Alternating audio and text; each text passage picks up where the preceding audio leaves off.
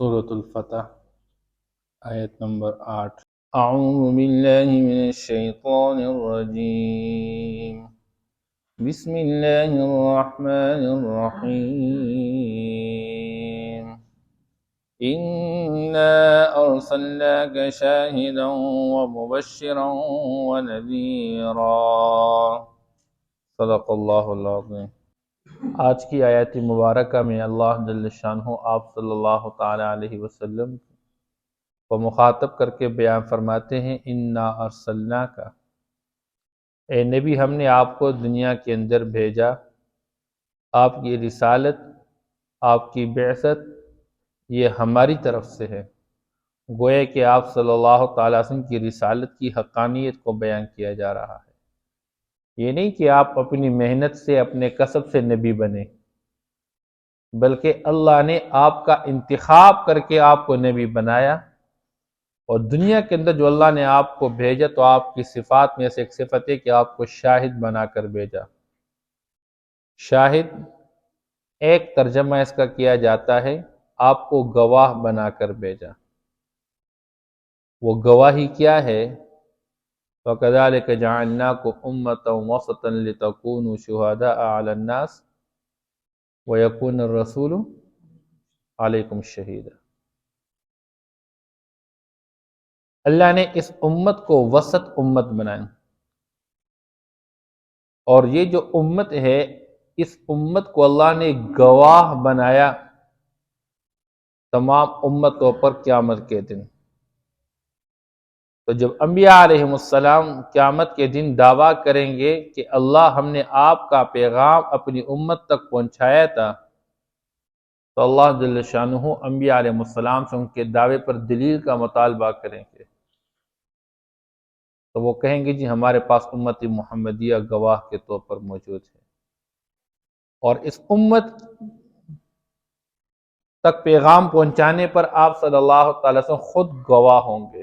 اللہ میں نے آپ کا پیغام اپنی امت تک پہنچا دیا، اور قیامت کے دن اس امت کی گواہی پر بھی حضور گواہ ہوں گے کہ اللہ واقعی میری امت جو بات کہہ رہی وہ ٹھیک کہہ رہی ہے۔ آپ نے مجھے جو قرآن دے کر بھیجا تو قرآن کے اندر یہ ساری باتیں موجود ہیں۔ تو ایک معنی شاہد کا کیا جاتا ہے گواہ۔ دوسرا ترجمہ شاہ عبد القادر رحمہ اللہ نے اس کا جو لکھا ہوا ہے وہ ہے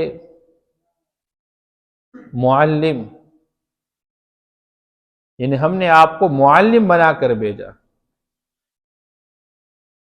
اور اس کے لیے انہوں نے استدلال کیا ہوا ہے قرآن کی آیت سے، ملت ابیکم ابراہیم هو سماکم المسلمین لیکون الرسول علیکم شہیدا وتکونوا شہداء علی الناس۔ اللہ نے اس امت کے فضائل بیان فرما دیے، اور اس امت کی ذمہ داری بھی بیان فرما دی، اور اللہ نے اس امت کے لیے پیغمبر کو معلم بنایا، اور پھر پیغمبر نے صحابہ کو اس علم دینے کے بعد ذمہ دار قرار دیا کہ تم آگے معلم بن کر لوگوں کو یہ دین کے احکام پہنچاؤ گے۔ اس لیے دونوں ترجمے کیے جاتے ہیں، ہم نے آپ کو گواہ بنا کر بھیجا اور ہم نے آپ کو معلم بنا کر بھیجا۔ وَمُبَشِّرًا، اور پہلے بات گزر گئی، جو دنیا کے اندر رضا الہی کو طلب کرنے کے لیے اپنی صلاحیت اللہ کے احکام کو پورا کرنے پر لگا رہے ہیں، اور دوسری طرف اللہ کی مخلوق کے ساتھ اپنا برتاؤ قائم کرتے ہوئے شفقت کا مظاہرہ کرتے ہیں، مخلوق کی خدا کے حقوق کو بجا لا رہے ہیں، تو جو حقوق اللہ اور قربات کی پاسداری کرنے والے ہیں آپ ان کے لیے خوشخبری سنانے والے ہیں۔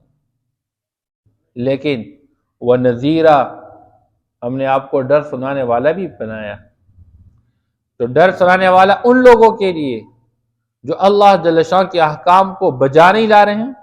اللہ نے توحید کا عقیدہ دے دیا، یہ لوگ بجائے توحید کے شرک کا ارتکاب کرتے ہیں، بجائے سنت اپنانے کے معاشرے کی رسم و رواج کے مطابق زندگی گزارتے ہیں، قرآن نے جو تعلیماتی زندگی دی بجائے اس کے یہ نفس پرستی پہ لگے ہوئے ہیں، یہ آخرت کے منکر، یہ جنت اور جہنم کے منکر، اس طرح کے لوگوں کے لیے آپ ڈر سنانے والے لِتُؤْمِنُوا بِاللَّهِ وَرَسُولِهِ، اور اے لوگوں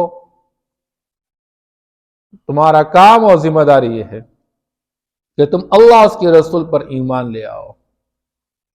اللہ نے اپنا پیغام قرآن مجید کی شکل میں بھیجا اور اس کے ساتھ عملی نمونہ آپ صلی اللہ علیہ وسلم کی مبارک زندگی، یہ تمہاری طرف اللہ نے اس لیے بھیجا کہ تم اللہ جل شانہ اور اس کے رسول پر ایمان لے آؤ، اللہ اس کی رسول کی اطاعت کو بجا لاؤ۔ اس لیے فرمایا وَتُعَزِّرُوهُ، تم اس کی مدد کر لو، مدد اللہ کی کر لو، تو اللہ کو تو مدد کی ضرورت نہیں ہے، لِتُعَزِّرُوا دِینَهُ، تاکہ تم اس کے دین کی مدد کر لو، اس کے دین کو دنیا کے اندر نافذ کر لو، یا لِتُعَزِّرُوهُ تاکہ تم اللہ کے رسول کی مدد کر لو، وہ دنیا کے اندر اللہ کا پیغام لا کے دنیا تک پہنچانا چاہ رہا ہے، آپ ان کے معاون بن کے ان کے ساتھ دے دیں۔ وَتُوَقِّرُوهُ، اور تاکہ تم اس کی عظمت بجا لاؤ، یا تو اللہ کی عظمت مراد ہے، ہو زمین کی طرف راجع ہے، اور یا پیغمبر کی طرف راجع ہے، یعنی تم پیغمبر کی عظمت کو بجا لو۔ اللہ کی عظمت یہ ہے کہ اللہ نے جو فرمایا اس طرح کر لو۔ حضور کی عظمت یہی ہے کہ دل کے اندر آپ صلی اللہ تعالیٰ علیہ وسلم کی عظمت، یعنی آپ کے بتائے ہوئے طریقے زندگی کو اپنے سینے سے لگا کے اس کے مطابق اپنی زندگی بنا دینا۔ ایک بندہ کہتا ہے مجھے اپنے باپ سے بہت محبت ہے، بندہ کہتا ہے میرے دل کے اندر میرے والد کی بہت زیادہ عظمت ہے، لیکن والد جو کہتا ہے اس کو پورا نہیں کر رہا، تو لوگ کہیں گے یار یہ تو آپ کی بات میں اور فعل میں تضاد ہے۔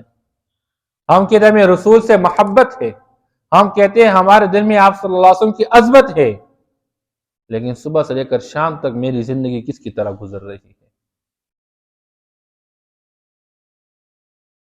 میں کہتا ہوں میں اللہ سے ڈرتا ہوں، لیکن روزانہ مجھے اللہ کی طرف سے بلاوا آ رہا ہے، حی علی الصلاح، حی علی الفلاح۔ میں اپنے دکان سے اٹھنے کے لیے تیار نہیں، اپنے بیٹک اور حجرے سے اٹھنے کے لیے تیار نہیں ہوں، اپنی زمین سے اٹھنے کے لیے تیار نہیں ہوں، اپنے آفس سے اٹھنے کے لیے تیار نہیں ہوں۔ وَتُسَبِّحُوهُ بُكْرَةً وَأَصِيلًا، اور تاکہ تم پاکی بیان کرو اللہ کی صبح اور شام۔ إِنَّ الَّذِينَ يُبَايِعُونَكَ إِنَّمَا يُبَايِعُونَ اللَّهَ، بات پہلے گزر گئی۔ اے نبی یہ لوگ آپ کے ہاتھوں بیعت کر چکے، تو یہ جو بیعت کر رہے ہیں حقیقت میں یہ اللہ کے ساتھ بیعت کر رہے ہیں، کیونکہ پیغمبر کی اطاعت اللہ ہی کی اطاعت ہے۔ مَن يُطِعِ الرَّسُولَ فَقَدْ أَطَاعَ اللَّهَ۔ اس لیے اللہ فرماتے ہیں مسئلہ آیا عثمان رضی اللہ تعالیٰ عنہ کے بارے میں، غلط خبر پہنچ گئی کہ ان کو وہاں پہ شہید کیا گیا ہے، ادھر صحابہ آپ صلی اللہ علیہ وسلم کے ہاتھوں درخت کے نیچے بیعت کر رہے، اور کس چیز پر بیعت کرے کہ ہم اپنی جان اور مال کے نذرانے پیش کر کے عثمان کا بدلہ لیں گے۔ اللہ فرماتے ہیں کہ صحابہ کے دل کے اندر یہ اس درجے محبت کا پیدا ہو جانا، آپ کی عظمت کا پیدا ہو جانا اور آپ کے ہاتھوں بیعت کر لینا، حقیقت میں یہ ہے کہ ید اللہ فوق ایدیہم، ان کے ہاتھوں کے اوپر اللہ کا ہاتھ ہے، یعنی اللہ ہی کی مہربانی ہے، یہ اللہ کی تائید سے سب کچھ ایسا ہو رہا ہے، ورنہ کون اپنی جان کو پیش کرنے کے تیار، کون اپنے مال کو پیش کرنے کے تیار؟ اس لیے دنیا کے اندر ایک عمل جو شریعت اسلام سے متعلق بیعت ہے، اور یہ بیعت کئی اقسام کی مختلف قسمیں۔ ایک بیعت اسلام، بندہ کفر کو چھوڑ کے اسلام میں داخل ہونے کے لیے بیعت کر لیتا۔ ایک بیعت ہجرت، آپ صلی اللہ علیہ وسلم کے ہاتھوں صحابہ کرام ہجرت کرتے تھے اور بیعت کرتے تھے اس بات پہ کہ ہم اپنا گھر اور بار سب کچھ چھوڑنے کے لیے تیار اور آمادہ ہے اس بات پہ کہ ہم آپ کے ساتھ ہجرت کرتے ہیں۔ ایک بیعت جہاد، کہ اعلاء کلمت اللہ کے واسطے ہم اپنی جان اور مال کے نذرانے پیش کرنے کے لیے تیار، آپ ان کے ہاتھوں بیعت۔ بیعت ارکان اسلام، کسی کے ہاتھ بیعت کر لینا، اس کے ہاتھ میں ہاتھ ڈال کے عہد کر لینا کہ میں ارکان اسلام کی پابندی کروں گا، نماز کی پابندی کروں گا، روزے کی پابندی کروں گا، زکوٰۃ اور حج کی پابندی کروں گا۔ یہ مختلف قسم کی بیعت ہیں، آپ صلی اللہ علیہ وسلم کے ہاتھوں صحابہ کر چکے، مرد بھی کر چکے، عورت بھی کر چکے۔ جیسے قرآن پاک کے اندر سورہ ممتحنہ کے اندر بات موجود ہے، یبایعنک اللہ یشرکن باللہ۔ عورتیں آپ صلی اللہ علیہ وسلم کے پاس آئیں اور بیعت کریں کہ اللہ کے ساتھ کسی کو شریک نہیں ٹھہرائیں گی، چوری نہیں کریں گی۔ اس طرح مختلف امور وہ ذکر کیے۔ بعض اوقات بیعت ہوتی ہے تبرکن، کسی نیک اور صالح انسان کے ہاتھوں بیعت کی جاتی ہے۔ اور زبیر رضی اللہ عنہ اپنے چھوٹا بچہ 8 سالہ بچہ 8 سال بچہ کیا عہد کرے، وہ مکلف ہی نہیں ہے، اپنے بچوں کو لا کے حضور کے ہاتھوں بیعت کروا چکا تاکہ برکت حاصل ہو جائے۔ ہمارے آج کے معاشرے میں بیعت ایک سلسلے کے ساتھ اپنے آپ کو منسلک کرنا ہوتا ہے، جس کا بنیادی مقصد عبادت اور ریاضت، ذکر و عبادت میں اپنے آپ کو لگانا مقصود ہوتا ہے، اپنے نفس کی پاکیزگی مقصود ہوتی ہے، اور اس کے لیے مختلف سلسلے آج چل رہے ہیں۔ لیکن بندہ کس کے ہاتھ بیعت کر لیں، اس علماء نے اس کے لیے شرائط لکھے ہوئے ہیں۔ آپ اس بندے کے ہاتھ بیعت کر لیں کہ کم از کم وہ قرآن اور سنت کا پابند انسان ہو، اس کی زندگی قرآن اور سنت کے مطابق ہو۔ دوسری چیز، وہ دنیا سے بے رغبت ہو اور آخرت کی طرف رغبت رکھتا ہو۔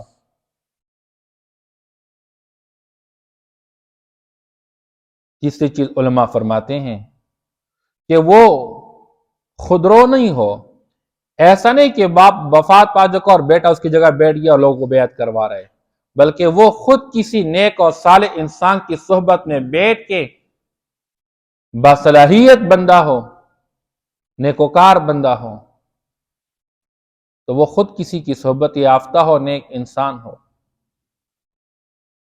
اب کم از کم اتنے شرائط، اور پھر وہ امر بالمعروف اور نہی عن المنکر کا پابند ہو، اچھائیوں کا حکم دیتا ہو شریعت کے مزاج کے مطابق، جو نیک کام اور شریعت نے جس کام سے منع کیا ہوا ہے اس سے منع کرنے والا ہو۔ تو یہ شرائط جس بندے کے اندر پائے جائے تو اس کے ہاتھوں بیعت کر لیتا ہے بندہ، ایک عہد کر لیتا ہے کہ میں اپنے آپ کو اللہ کا پابند بناؤں گا، اور مجھ سے جو کوتاہیاں ہو چکی ہے تو اس سے اپنے آپ کو بچا کے رکھوں۔ تو جب بندہ دوسرے کے ہاتھ بیعت کرتا ہے کہ میں گناہ سے بچوں گا اور نیکی کے کام کروں گا، تو کم از کم جس کے ہاتھوں بیعت کر رہا ہے وہ بھی گناہوں سے بچنے والا ہو۔ تو کبیرہ گناہ تو بالکل نہ کرے، اور اگر صغیرہ گناہ ہے تو اس پر اصرار کرنے والا نہ ہو۔ علماء فرماتے ہیں یہ تقریباً 5 شرائط کم از کم چاہیے ایک شخص کے اندر جس کے ہاتھ لوگ بیعت کرتے ہیں۔ بہرحال اللہ فرماتے ہیں آپ کے ہاتھوں جو صحابہ بیعت کر چکے میرے پیغمبر، تو ان کے ہاتھوں کے اوپر کس کا ہاتھ تھا؟ اللہ کا ہاتھ تھا۔ تو اس کو اللہ کی تائید حاصل تھی، اللہ کی مہربانی تھی کہ اس طرح ہو گیا۔ فَمَن نَكَثَ فَإِنَّمَا يَنكُثُ عَلَى نَفْسِهِ۔ اب جنہوں نے آپ کے ہاتھوں بیعت کر کے اپنے جان اور ماں کے نذرانے پیش کرنے کے لیے آگے بڑھ چکے، اب اگر کوئی پیچھے ہٹ کے اس کو عہد کو توڑے گا تو اس توڑنے کا وبال اسی پر ہوگا۔ فَإِنَّمَا يَنكُثُ عَلَى نَفْسِهِ، وہ توڑے گا اس کو اپنی ذات پر وبال کے واسطے، اپنی ذاتی نقصان کے واسطے۔ وَمَنْ أَوْفَى بِمَا عَاهَدَ عَلَيْهُ اللَّهُ، اور یاد رکھے جو اس عہد کو پورا کرے گا جو اس نے اللہ کے ساتھ کیا ہوا ہے، وَمَنْ أَوْفَى بِمَا عَاهَدَ عَلَيْهُ اللَّهُ، اور جو پورا کرے گا اس چیز کو جو اس نے اللہ کے ساتھ عہد کیا ہوا ہے، فَسَيُؤْتِيهِ أَجْرًا عَظِيمًا، اللہ اس کو بہت بڑا اجر عطا فرمائے گا۔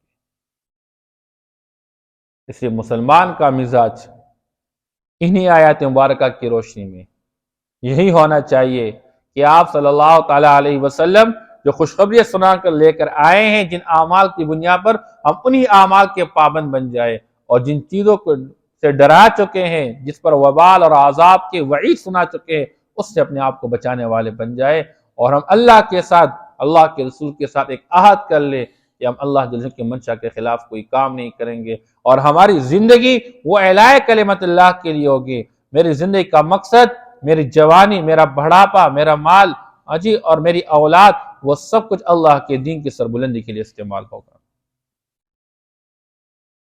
إِنَّا أَرْسَلْنَاكَ شَاهِدًا وَمُبَشِّرًا وَنَذِيرًا، یقیناً ہم نے آپ کو بھیجا ہے گواہ کے طور پر، وَمُبَشِّرًا اور خوشخبری سنانے کے طور پر، وَنَذِيرًا اور ڈر سنانے کے طور پر، لِتُؤْمِنُوا بِاللَّهِ وَرَسُولِهِ تاکہ تم ایمان لاؤ اللہ اس کے رسول پر، وَتُعَذِّرُوهُ وَتُوَقِّرُوهُ تاکہ تم تائید کر لو، مدد کر لو اللہ کی یا اس کے رسول کی، اور تم عظمت بجا لاؤ اللہ کی اور یا اس کے رسول کی، وَتُسَبِّحُوهُ بُكْرَةً وَأَصِيلًا اور تم پاکی بیان کر لو اللہ کی صبح اور شام۔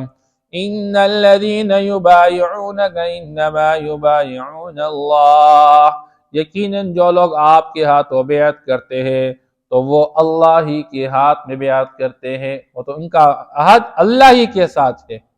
پھر یاد رکھے ایک بیعت مردوں کا ہوتا ہے، دوسری بیعت وہ ہے عورتوں کا۔ اب مردوں کی جو بیعت ہے تو وہ اپنے شیخ کے ہاتھ میں ہاتھ ڈال کے عہد کر لیتے ہیں، لیکن عورتوں کا اپنے شیخ کے ہاتھ میں ہاتھ ملا نہیں۔ آپ صلی اللہ علیہ وسلم کے پاس ایک عورت آ گئی اور بیعت کرنے کے لیے آپ صلی اللہ علیہ وسلم کو زبانی بیعت کرا دی۔ اب وہ چاہ رہے تھے کہ حضور پاک صلی جس طرح مردوں کو ہاتھ میں ہاتھ ملا کر بیعت کراتے ہیں، ہمیں بھی اس طرح کا۔ حضور نے فرمایا بس میری زبانی بات تمہارے لیے کافی ہے۔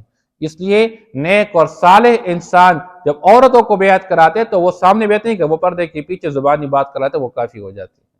اور جو لوگ سامنے کراتے اور ہاتھوں میں ہاتھ ملاتے ہیں، یہ جہالت کے اندھیرے میں ڈوبے ہوئے انسان ہوتے ہیں، اس کی حقیقت کوئی نہیں ہوتی۔ ید اللہ فوق ایدیہم اللہ کے ہاتھ ان کے ہاتھ کے اوپر ہوتا ہے، یا اللہ کا ہاتھ ان کے ہاتھ کے اوپر تھا۔ فمن نکث فانما ينکث علی نفسہ پس جو شخص اس عہد کو توڑے گا یقیناً وہ توڑے گا اپنے ہی وہ نقصان کے واسطے۔ ومن اوفى بما عاهد علیہ اللہ اور جو شخص پورا کرے گا اس عہد کو جو اس نے اللہ کے ساتھ کیا ہے، فَسَيُؤْتِيهِ أَجْرًا عَظِيمًا اللہ جل شانہ کو بہت بڑے اجر سے نوازے گا۔ صدق اللہ العظیم۔